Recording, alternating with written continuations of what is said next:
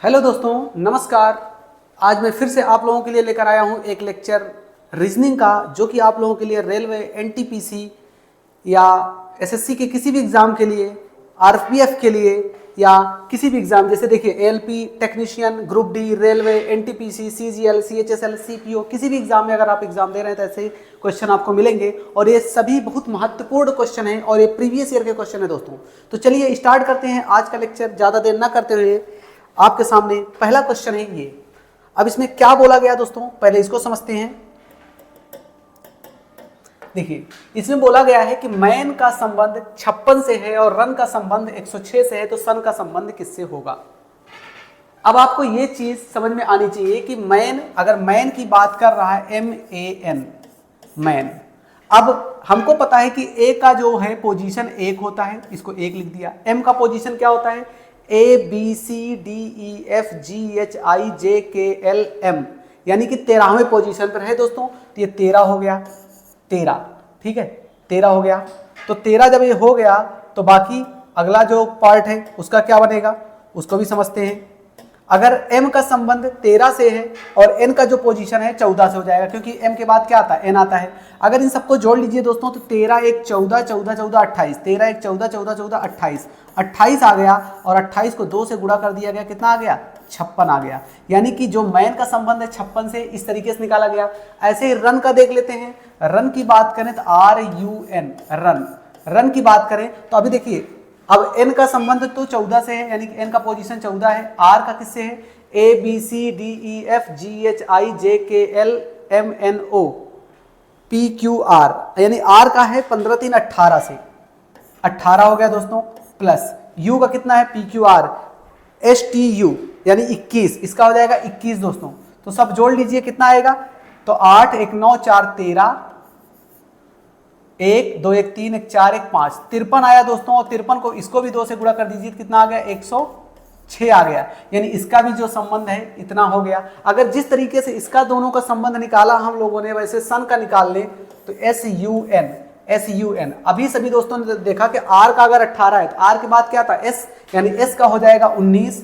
U का देखिए अभी हम लोगों ने निकाला है 21 और N का निकाला है दोस्तों हम लोगों ने कितना, N का निकाला है हम लोगों ने 14, कितना निकाला, 14। इन सबको जोड़ लीजिए, 9 1 10 4 14 और 1 2 1 3 1 4 1 5, 54 आया दोस्तों। 54 को 2 से गुणा कर दीजिए, आपका आ जाएगा 108। आपके ऑप्शन में 108 चौथे नंबर पर है दोस्तों। तो उम्मीद करते हैं आप लोगों को क्वेश्चन अच्छे समझ में आया होगा। आप स्क्रीनशॉट ले सकते हैं। फिर नेक्स्ट क्वेश्चन पे आते हैं। चलिए नेक्स्ट क्वेश्चन पे चलते हैं। अगला क्वेश्चन दोस्तों, यदि सांकेतिक भाषा में ब्राउन को NWORB, देखिए ब्राउन BROWN, ब्राउन को बोला जा रहा है कि NWORB लिखा गया है, तो उसी सांकेतिक भाषा में नोन को क्या लिखेंगे। देखिए बहुत सिंपल क्वेश्चन है दोस्तों, इसको केवल पलट दिया गया। देखिए n है तो n, देखिए इसको पलट दिया गया, n को पहले पोजीशन पर लगा दिया गया, फिर W को लगा दिया गया, फिर O को लगा दिया गया, फिर R को, फिर B को, यानी कि इसको पलट के ये बनाया गया है। जब इसको पलट के ये बनाया गया है तो ऐसे ही हम नोन को पलट देते हैं, KNOWN जो लिखा है ये लिखा है, इसको अगर पलटेंगे तो n पहले आ जाएगा दोस्तों, फिर W आ जाएगा, फिर O आ जाएगा, फिर N आएगा, फिर K आएगा, यानी इसका ये संबंध बन जाएगा, यानी कि NWON के पहला ही ऑप्शन आपका करेक्ट हो गया है दोस्तों, पहला ही ऑप्शन आपका करेक्ट हो गया है। चलिए स्क्रीनशॉट ले लीजिए, नेक्स्ट क्वेश्चन पे फिर आते हैं। चलिए अब हम नेक्स्ट क्वेश्चन की तरफ चलते हैं। यहां देखिए ये है, करें निम्नलिखित विकल्पों में से कौन सा विकल्प नीचे दिए हुए शब्दों का सार्थक क्रम दर्शाता है। देखिए अगर मैं बोलूं कि इसमें जो चीजें दे रखी है, अगर इस चीज को ध्यान से देखेंगे दोस्तों तो क्या होगा। देखिए गाय, सबसे पहले तो गाय आएगी, गाय पहले नंबर पे होगी। गाय जब आएगी तो गाय से क्या मिलेगा, हमको दूध मिलेगा, ये दूसरे नंबर पे होगा, ठीक है, दूसरे नंबर पे होगा, ठीक। अब दूध से क्या बनेगा, दूध से हम बनाएंगे, क्या बनाएंगे हम, दही। दूध से क्या बनाएंगे हम, दही बनाएंगे, दही तीसरे नंबर पे आ जाएगा। फिर दही के बाद हम क्या बनाएंगे, दही से मक्खन बनाएंगे, ये चौथे नंबर पर आ जाएगा। फिर मक्खन से क्या बनाएंगे, घी बनाएंगे, ये 5वें नंबर पर आ जाएगा। अगर इनके पोजीशन की बात करेंगे, सबसे पहले लिखेंगे हम, देखिए 4 पे पहला नंबर है तो 4 के बाद ये दूसरा वाला है तो 2 4 2, फिर उसके बाद 3 पर आपका तीसरा ही है तो 4 2 3, 4 पे आपका 5वां है तो 5, फिर आपका 5 पे पहला है तो ये 4 2 3 5 1 आपका ऑप्शन कौन सा करेक्ट हो गया दोस्तों? तीसरा ऑप्शन आपका करेक्ट हो गया है। चलिए नेक्स्ट क्वेश्चन की तरफ चलते हैं। हाँ, अब यहां पर इस चीज को देखना है, कह रहे हैं निम्नलिखित शब्दों को शब्दकोश में दिए गए क्रम के अनुसार व्यवस्थित कीजिए। यहां पर आपको शब्दकोश में जो शब्द दिए गए हैं आपको इसके क्रम के अनुसार व्यवस्थित करना है, और आपको जो व्यवस्थित करना है उसमें यह समझना है कि चीजें क्या हो सकती हैं। देखिए अगर आप देखेंगे तो CONCE देख रहे हैं, इसमें स्टार्टिंग में है, इसमें भी देखिए CONCE है, इसमें भी देखिए CONCE है, इसमें भी देखिए CONCE है, लेकिन इसमें CONC तक है, कोई दिक्कत नहीं है। अगर आप देखेंगे कि सबसे पहले जो CONCE सब में कॉमन नजर आ रहा है तो ई के बाद पहले क्या आएगा? ई के बाद देखा जाए, देखिए आपके पास यहाँ आई दिख रहा है, ई के बाद आई दिख रहा है, यहाँ पी दिख रहा है, और यहाँ पर आपका एस दिख रहा है, ये तो आई ही कॉमन है तो लास्ट में चला जाएगा आर है। अगर आपसे पूछा जाए कि आई पी एस और आर में पहले क्या आता है तो आप बोलेंगे सर पहले आई आता है, तो आपका पोजीशन नंबर 1 हो जाएगा। क्या हो जाएगा? Position number 1। अब आई, अब देखिए आई के बाद आपके पास देखिए पी क्यू आर एस, यानी कि पी पहले आएगा, फिर आर आएगा, फिर एस आएगा, तो यानी आपका ये दूसरा पोजीशन हो जाएगा, ये आपका 5वां पोजीशन हो जाएगा, और ये आपका चौथा पोजीशन हो जाएगा। ठीक है, इतना पोजीशन आपको पता चल गया, इतना पोजीशन आपको पता चल गया। अब लास्ट वाले देखिए इसमें आई था तो इसलिए सबसे लास्ट में चला जाएगा, साइकिल घूम के लास्ट में चला जाएगा, तो ये आपका हो जाएगा 5वां पोजीशन, पहला दूसरा आपका हो जाएगा पहला दूसरा, 1 मिनट, हाँ पहला दूसरा, ये आपका कितना आया? ये आपका आया तीसरा पोजीशन, ये आपका आया चौथा पोजीशन, ठीक है, और ये आपका आ गया 5वां पोजीशन सबसे लास्ट में। अब आप देखेंगे अगर लिखेंगे तो पहले पोजीशन पर कौन सा है? 4, फिर दूसरे पोजीशन पर आपका 2 ही है, फिर तीसरे पोजीशन पर आपका है, मतलब कि जो तीसरा पोजीशन है 5 है, देखिए तीसरे पोजीशन का 5वां है, फिर अगली बार अगर देखेंगे तो फिर चौथा वाला 1 है और 5वां वाला 3 है, यानी 4 2 5 1 3 आपका है, 4 2 5 1 3, 4 2 5 1 3, ये आपका ऑप्शन करेक्ट है। थर्ड वाला दोस्तों आपका ऑप्शन करेक्ट है, स्क्रीनशॉट आप ले सकते हैं। फिर नेक्स्ट क्वेश्चन पे आते हैं। चलिए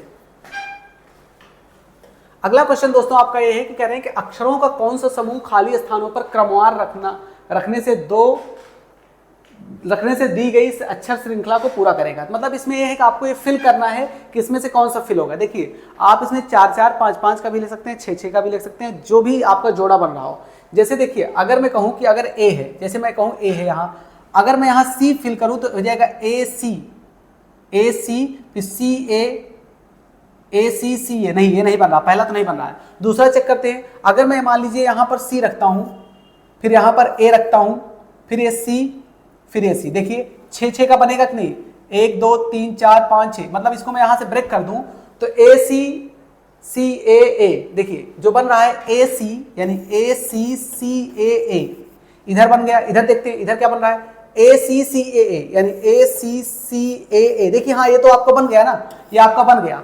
आप अगर इस तरीके से चेक करेंगे तो आपको पता चल जाएगा कि कौन सा कहां पर फिट हो रहा है। तो देखिए ए सी ए, तो इधर बना और 6 ही उधर, यानी कि जोड़ा जो 6 6 का बन रहा है, आप इस तरीके से इसको बना सकते हैं। चलिए नेक्स्ट क्वेश्चन की तरफ चलते हैं, पहले आप इसको स्क्रीनशॉट ले लीजिए।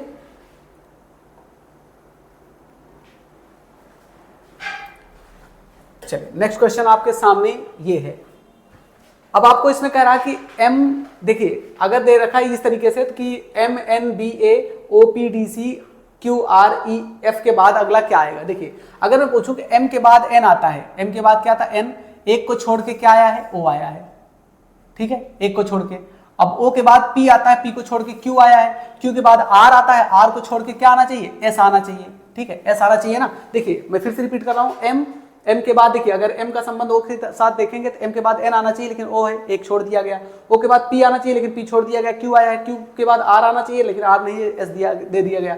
ऐसे N के बाद आता है O, लेकिन P दिया गया, एक छोड़ के। P के बाद आता है Q, लेकिन Q छोड़ के R दिया गया। R के बाद अब आएगा S, लेकिन S के बाद क्या आएगा आपका T, ये आ जाएगा, ST आ जाएगा। फिर ऐसे आप आएंगे B को देखेंगे, B के बाद आता है C, लेकिन C छोड़ के D आया है। अब D के बाद आना चाहिए E, लेकिन E को छोड़ के F आया है। F के बाद आना चाहिए G, लेकिन G को छोड़ के क्या आएगा? H आ जाएगा, ठीक है।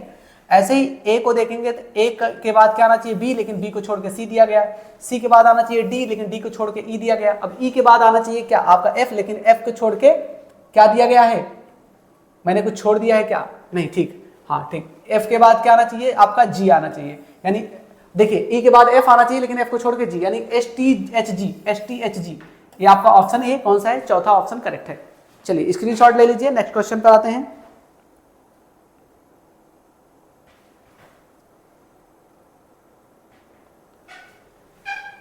चलिए ये क्वेश्चन आपका अगला है। अब देखिए यहां पर दे रखा है इस तरीके से, जैसे 512, 256, 128 क्वेश्चन मार्क दिया गया है, एक क्वेश्चन मार्क आपको दिया गया, यहाँ पर क्या आएगा, फिर 32, फिर 16, फिर 8। ऐसा देखिए उल्टा चलिए, 512 का आधा करेंगे तो 256 आएगा, 256 का आधा करेंगे तो 128 आएगा। अब 128 का आधा करेंगे तो आपका यहाँ 64 आना चाहिए। देखते हैं आगे सीरीज चल रही, 64 का आधा 32 होना चाहिए, सही है, 32 का आधा 16 होना चाहिए, 16 का आधा 8, मतलब कि आपको आधा आधा करना है, सीधे सीधे 64 आपका आंसर है, यानी थर्ड ऑप्शन आपका दोस्तों करेक्ट हो गया। ठीक है, तो उम्मीद करते हैं दोस्तों आप लोगों को ये लेक्चर अच्छे समझ में आया होगा। अगर आप लोगों को अच्छे समझ में आया हो, ज़्यादा से ज़्यादा इसको शेयर करिए और मिलते हैं नेक्स्ट लेक्चर के साथ। तब तक के लिए जय हिंद।